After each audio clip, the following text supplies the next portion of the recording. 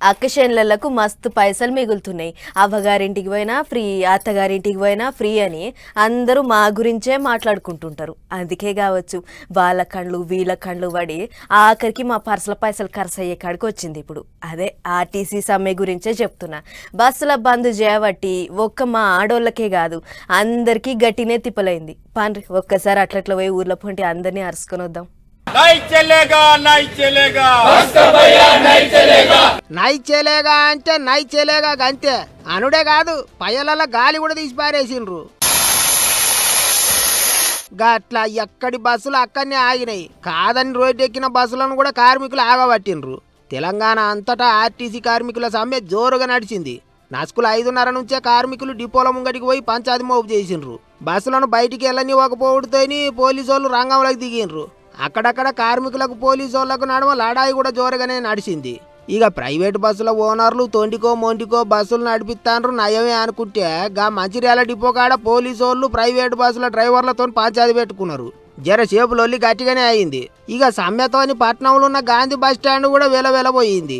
దినాం పిరిగి బస్సులు ఎక్కి తిరగనికి అలవాటైన అక్కచెల్లెన్లు తప్పక పైసలు పెట్టి టికెట్ కొనుక్కునే కథ అయింది. బస్సులు లేకపోవడంతోని ఏసీ బస్సులు ప్రైవేటు బస్సులు ఏది దొరికితే అది ఎక్కి తిరిగిండ్రు జనాలు. పెద్దపల్లి జిల్లా గోదావరి కానీ మంతని డిపోలల్లో ఆడోళ్లకు మగోళ్లకు అందరికీ పిరిగి బస్సు పెట్టిండ్రు ఆఫీసర్లు. కండక్టర్లు సమ్మెకు పోవడంతోని టికెట్లు ఇచ్చేటోళ్ళు లేక మగోళ్లను కూడా పిరిగా బస్సులు ఎక్కించుకుండ్రు. సమ్మె సంగతి ఏమో కానీ పుణ్యానికే తిప్పుతాండ్రని సంబరపడ్డారు అన్నదమ్ముళ్ళు. ఎప్పటికిట్టనే పెడితే ఏమయ్యా అన్నట్టు కూడా మాట్లాడిండ్రు కొంతమంది.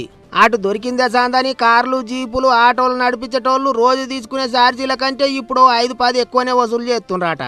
అంతేకాదు మన బస్సులు బంద్ అయ్యేటాలకు చాలా మంది కర్ణాటకకేంచి మన దిక్కొచ్చే బస్సులను పట్టుకుంటుండ్రు.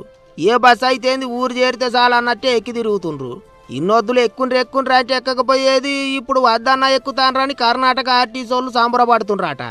అదట్లుంటే సర్కారు వాళ్ళు డిమాండ్లను పరిష్కారం చేసేదాకా వెనుకకు తగ్గేదేలే అంటుండ్రు ఆర్టీసీ కార్మికులు. ఈ సమ్మెను ఎంతవరకైనా చేయడానికి ఆ కార్మిక వర్గం సిద్ధంగా ఉండాలని చెప్పేసి ఒకటే విషయం చెప్తున్నాము. ప్రభుత్వం ఇచ్చినటువంటి హామీలనే ఈరోజు ప్రభుత్వం నిన్న చర్చలకు పిలిచి ఒక మామూలు కాలయాపన కమిటీ వేసి ఆ కమిటీలో ఎలాంటి సమస్యలు పరిష్కారం చేయకుండానే ఏ ఒక్క దాని మీద అనుకూలమైన నిర్ణయం లేనటువంటి తీసుకున్నటువంటి కమిటీని వేసి మమ్మల్ని బుద్ధగించి సమ్మెకు దూరం చేసేటువంటి ప్రయత్నము నిన్న చేసిండ్రు. ఇంకో దిక్కు పబ్లిక్ అంతా తిప్పల పడుతుండ్రు. సమ్మె బంద్ పెట్టాలి అన్నట్టు అడుగుతుండ్రు సర్కారు వాళ్ళు. ఏమున్నా కూకొని మాట్లాడుకుందాం, జర మాకు కూడా టైం కావాలి కదా అన్నట్టు మాట్లాడుతుండ్రు. మరిగా ఇట్లనే సమ్మె ఎన్నొద్దులు నడుస్తుందో ఏమవుతుందో కానీ బస్సులు లేక పబ్లిక్ కు గట్టిగానే తిప్పలయ్యేటట్టున్నది.